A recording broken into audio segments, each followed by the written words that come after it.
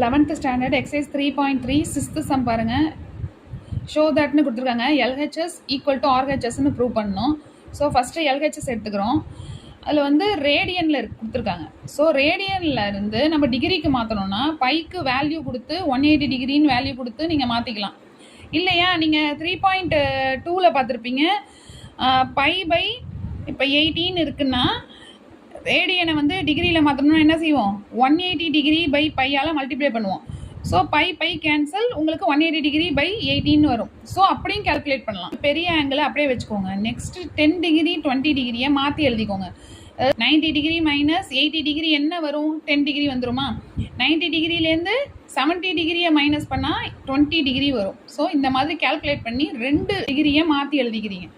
So இப்போ 90 டிகிரின்னு இங்கே இருந்ததுன்னா இங்கே சைன்னு இருந்தால் காசுன்னு மாறும், காசுன்னு இருந்தால் சைன்னு மாறும்.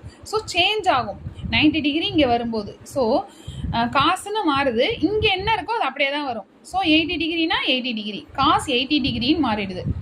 இப்போ இங்கே இருக்க நெகட்டிவ் சிம்பிள் என்ன ஆகும் அப்படின்னு நீங்கள் பார்த்தீங்கன்னா 90 டிகிரி மைனஸ் அப்படின்னு வரும்போது எந்த குவாட்ரண்ட்டில் வருது, ஃபஸ்ட் குவாட்ரண்ட்டில் எல்லாமே பாசிட்டிவ் இல்லையா. அதனால தான் இங்கே நம்மளுக்கு பாசிட்டிவ் சிம்பிளில் வருது, இங்கே நெகட்டிவ் சிம்பிளே வரல. ஓகேவா. 90 டிகிரி மைனஸ் தீட்டா அப்படிங்கிறப்ப ஃபஸ்ட் குவாட்ரண்ட்டில் வருது இதெல்லாம். ஸோ அதனால் பாசிட்டிவில் வருது. Cos 70 degree. இப்போ காஸ் ஸ்கொயர் 80 டிகிரியும் சைன் ஸ்கொயர் 80 டிகிரியும் ஆட் பண்ணால் 1.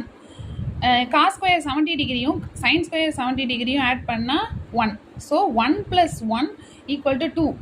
RHS கிடச்சிருச்சு. Therefore LHS = RHS. Hence proved.